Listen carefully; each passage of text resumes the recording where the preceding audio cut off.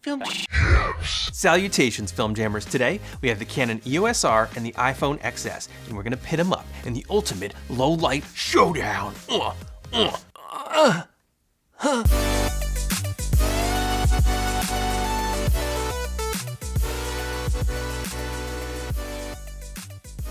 So we're doing this test as one of our subscribers wanted to see the EOS R compared to the new iPhone. The cameras have much different sensor sizes. The EOS R has a 24 by 36 millimeter sensor, a full frame sensor. So the iPhone XS has a 5.6 by 4.2 millimeter sensor, which is almost a sixth the sensor size of the EOS R. So we want to see how the different sensor sizes in these two cameras affect the pictures and video quality both at high ISO and low light conditions. Now when we're talking about the iPhone, we're talking about the rear camera and we're talking about the wide angle. Now the camera on the iPhone XS has a native f-stop of 1.8, has a max ISO of 2300, and it has 12 megapixels. Now the EOS R has 30 megapixels approximately, and also has the ability to change lenses, so you can put really any f-stop. For our test, we're also going to shoot at a 1.8 to match the iPhone XS's native 1.8, and the highest native ISO on the Canon is 40,000. Now both these little babies are going to shoot 4K, so we're going to shoot this test in video in 4K, and we're also going to shoot in stills. Now in the iPhone XS, to use the manual controls on this camera,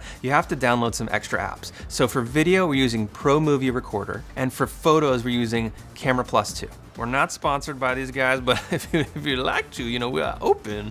It'd be very nice to have, look, we just need money for pizza, okay? So in the apps, we were able to control the settings on the iPhone XS to get them almost exact to the EOS R. So we're gonna show you what that looks like in our low light test. Now let's test that video. Whoa. We're using two Quasar LED lights, and in our first setup, we had them dimmed down almost all the way. Right now we're setting everything up. We want to do the lowest light settings on both cameras and see how they hold up against each other. I kind of wish you got a referee to get all this because things are about to get dirty. This is with the Canon R, and this is with the iPhone XS. Now you can't dial in the ISO exactly on the Canon EOS R, so we set it to 2500, which is the closest setting to the iPhone XS.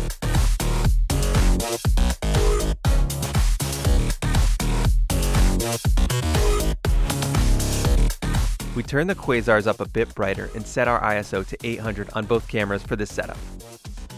We have the Canon R, and right here we have the iPhone XS.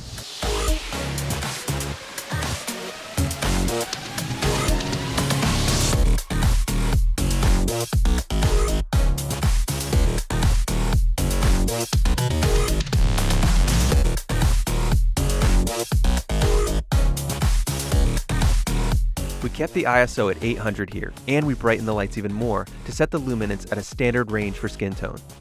Right here we have the Canon R, and right here we have the iPhone XS. Let's see how bright it is. Whew, that's bright.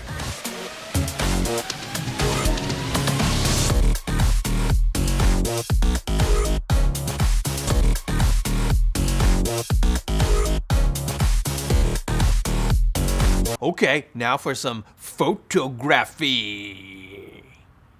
In the first photo setup, we maxed out our ISO again on the iPhone to 2300 ISO. The lights are dimmed very low to create a low light setup. In the next setup, we set the ISO on both cameras to 2000, and we brighten the lights. In the final setup, we brightened the lights even more and still stayed at 2000 ISO. Well, those are the results, and they're pretty interesting. You can see that the iPhone XS does hold its own when it's got some light to process in that smaller sensor, but the EOS R really does perform better in low light. If you're going out and you're just kind of a beginning filmmaker, you can definitely use the iPhone XS to do some great videos. Just make sure you use enough light and you're not underexposing things, and it's gonna look great. If you got the dough to drop and get an EOS R, why not? You know, get a little higher end camera if you have the money. This XS has some great video features. It's got great photos, and it's really surprising what you can pack into this little thing. It's got like amazing quality. So the iPhones, these new models are about $1,000, maybe a little more, a little less, depending on what kind of deals are going on.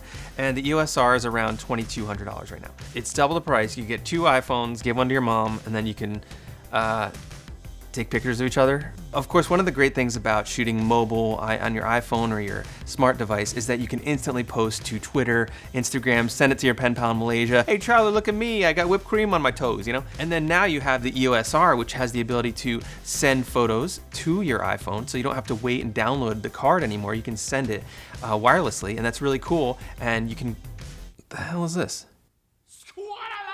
So to sum it all up, both great cameras. Really, just go out there and shoot and start making pictures, making movies. The camera doesn't matter so much as the story, and these are both great cameras. If you have an iPhone already, why not shoot a movie on it? A lot of people are always asking us, hey, I need to, you know, what camera should I buy? You know, you've got a camera probably in your pocket if you've got a smartphone, so just start shooting on it, and you'd be amazed what you can create. So this video came about from one of our subscribers asking us to do this comparison. So what are your thoughts? What other kind of cameras would you like to see?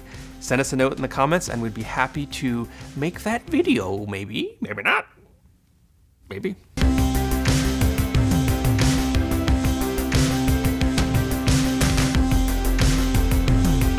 Alan, how many tries did it take you to get these settings? To be honest, it took like 3 times. I'm gonna blame it on the camera, because that's what every good filmmaker does. It wasn't the camera.